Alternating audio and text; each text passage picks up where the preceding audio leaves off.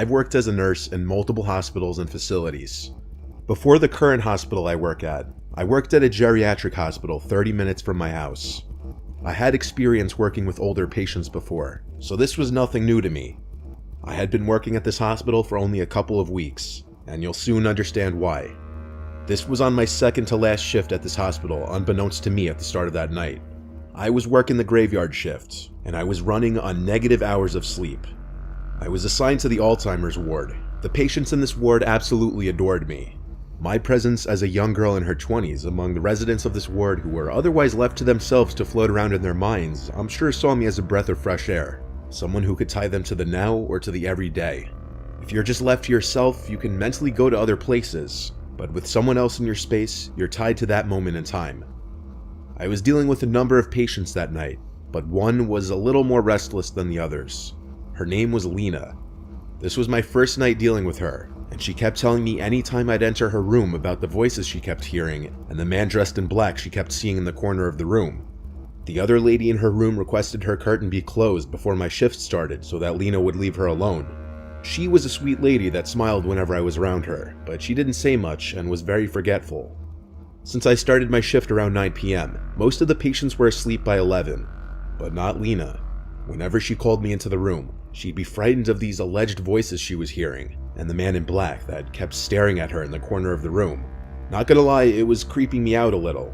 I believed that in her mind she was seeing and hearing these things, and I sympathized with her because I imagined them to be very scary. But still, I tried my best to calm her down and get her to go to sleep. I didn't want to turn on the TV to calm her down because I wanted to be courteous of the other patient in the room. I held Lena's hands and told her it's okay, to breathe and to relax. I reminded her that she wasn't here alone, and I was always just a call away. This seemed to do the trick. Lena relaxed for a while, and the next time I came in the room, she was asleep. Once most, if not all, of the patients are asleep, the night goes much slower. Time almost moves in reverse. An hour or two later, I was in the linen room stocking my cart when I heard something in the room. It was a relatively small, dead quiet room. I had the door closed too. That's why hearing another noise was weird. I turned, saw nothing, and resumed stocking my cart. Then I felt what I can only describe to be a hand on my shoulder. I looked at my shoulder, jumped, and screamed, but there was nothing on my shoulder. There was no one in the room. Yet, I knew I felt something large basically grab my shoulder. I went out in the hall for a second to peek my head. No other nurses in sight. Dead quiet. I had nothing else to do but resume what I was doing. I continued stocking the cart until it was full. Then I turned to face the door, and I fell to the floor and started screaming as my heart was immediately in my throat. There was a man dressed in black standing outside the door, looking through the glass, smiling. My screams were loud enough to wake the entire ward.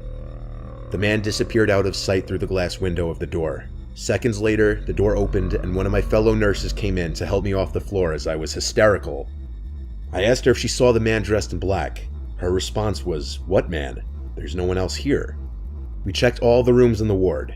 There wasn't anybody dressed in black in there. My screams woke Lena from whatever light sleep she must have been in, and when I came into her room, she started talking of the voices. This time the screams, which she didn't know were my screams. I asked her what this man in black looked like, if he was smiling, and she looked at me, and I noticed her eyebrows point down as her expression changed to look the most focused I'd seen her the entire day. She asked, "How did you know?" And even with my heart still racing, I felt it skip a beat as she said this. She started screaming now, screaming, "Get me out of here, he's coming." The other nurses came in and tried to calm her down. I was switched to a different ward that night with someone else, and I eventually ended up going home early because I was just so freaked out. I texted the head nurse the next day that my next shift would be my last, that the experience traumatized me and that I didn't really want to be in that building anymore. I got as friendly of a response as I could have hoped for. I've never been diagnosed with anything, nor have I ever dealt with hallucinations of any kind. I'm aware of the effects of lack of sleep, but this was next level. I don't know if my mind started playing tricks on me from what Lena was telling me all night, but the feeling of the hand on my shoulder, the image of the smiling man behind the glass door, matching the description a patient kept giving multiple times. This was one of those once-in-a-lifetime, unexplainable supernatural occurrences. At least, I hope it was once in a lifetime. Before the next story, I want to thank Guardio for sponsoring this video. Stories like the ones you hear on this channel are the reason why you need to be vigilant of your surroundings, but many people spend a majority of their time on the internet, so it's also important to be vigilant regarding your safety browsing the web. Guardio is an easy-to-use browser extension that, simply put, keeps you safe from scams and identity theft, so that you can do what you do online without worrying. By using Guardio, you'll protect your online browsing and information, avoid installing malware and falling victim to scams, and you'll get real-time alerts on any device when your information could be at risk. Everybody's encountered dangerous and annoying pop-ups while browsing the web. Guardio will immediately block any sites and providers that send you malvertising pop-ups so you can browse in peace. Being a YouTuber means hours of work online, so I wasn't too surprised when Guardio showed me all the existing threats on my system. Right now, Guardio is offering a special deal for my viewers. 20% off the monthly subscription if you use my link. So if you want a clean and secure browsing experience, go to guard.io/MrNightmare, link in the description, and check out their affordable premium plan for full protection.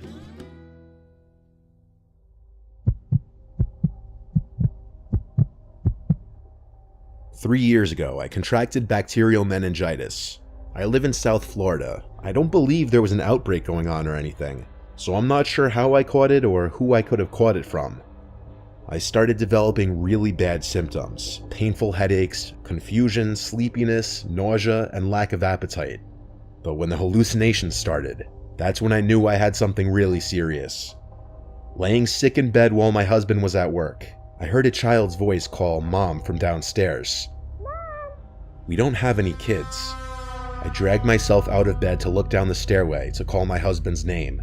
Of course, he didn't answer because he was at work. The headache I had from standing was too much, so I went back to bed.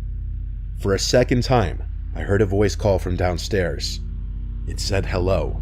Hello. I picked up the phone and called my husband, freaking out to him into the phone that I was hearing a scary child's voice from inside the house, and that I thought I was hallucinating. He heard how distressed I was over the phone, and so he left work early to bring me to the hospital. While waiting for him to get home, I changed out of my pajamas, and while doing so, I had to run to the bathroom to throw up.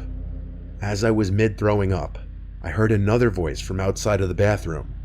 I couldn't hear what it might have said, nor could I tell if it sounded the same as the other voice I heard. I was losing my mind. I wasn't diagnosed until I arrived at the hospital, and apparently, if untreated, what I had could be very serious, even fatal. The doctor told me the hallucinations part was rather unusual, but not unheard of. I was given antibiotics through a needle shortly after I arrived at the hospital with my husband. The doctor told me that I was fortunate to have come to the hospital so quickly, as if I had waited much longer, this could have had lasting effects or possibly have been fatal. My husband stayed with me for a few hours in the room. I was told I was going to have to stay there for a few days to a week, given the severity of my symptoms. Around 10 o'clock, my husband left to go home, as he had work the next day. The nurse told me call her if I should have any issues. Though I still felt like absolute death, I nodded off pretty quickly. I started having this dream where my ex-husband was in the room, over my bed, looking down at me, talking. He was saying horrible things about my current husband. He patted my head and said he was glad I was okay, and that he came as soon as he saw my husband left. He went into this rant about how he despises my current husband and wants to kill him. He kept rubbing my forehead, then left the room. I often have bad dreams about my ex-husband because of how toxic and abusive our marriage was, and why it ended, which I'd rather not include. I woke up in this drowsy, lightheaded state and looked around the room. There was a chair pulled up in front of my hospital bed, but no one was sitting in it. It wasn't like that when my husband left. It was still the middle of the night, so I went back to sleep. I woke up the next morning to the nurse in the room. I told her about the weirdly vivid dream I had, and she laughed and told me that wasn't a dream, that my cousin came to visit me last night. I told her I don't have any cousins that live in this state. She looked more serious now and said, "Well, someone who said they're your cousin David visited you late last night." David was the name of my ex-husband. After explaining better, the nurse got a doctor, and the doctor told me the antibiotics may have caused delirium, which hindered my ability to recognize sleep from wakefulness, hence why I was so vividly hearing what David was saying. I called my husband to tell him what happened, and of course he was livid and concerned. He came back again that night after work. But that day, I texted David asking what the hell he was thinking visiting me, and how did he know I was in the hospital. My text delivered, but he ignored it. I sent a follow-up, telling him I heard all of his threats towards my husband and that I'd be getting police involved. And minutes later, he responded saying, "I never made any threats towards your husband. I was simply there when I heard what happened to make sure you were okay. You must have heard things in your sleep." I responded, "Stay out of my life or I'll get police involved again." He didn't respond after this. I never told my husband about the threats I heard in my drowsy half-asleep state, because I didn't know if they were real or not.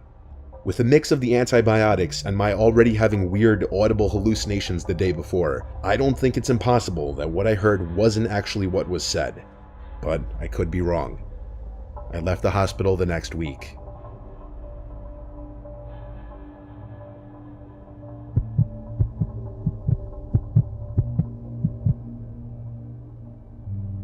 I once matched this girl that I'm still friends with on Tinder named Francesca. She seemed cool right from the bat.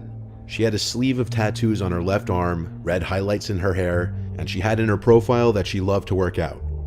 One of her pictures was taken on the rooftop of this cool-looking building with a sick view. I asked her where it was, and she told me it was some abandoned hospital on the edge of town that's super cool to explore at night and super easy to get into. There's usually one cop patrolling the huge parking lot at night to deter trespassers. But she said it was super easy to circumvent. She came up with the idea of us going there together as our first date of sorts, if you want to use the word date.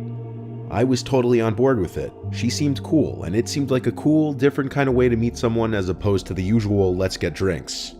I picked her up from her house 10 minutes away. Then we drove the 20 minutes to get to the hospital.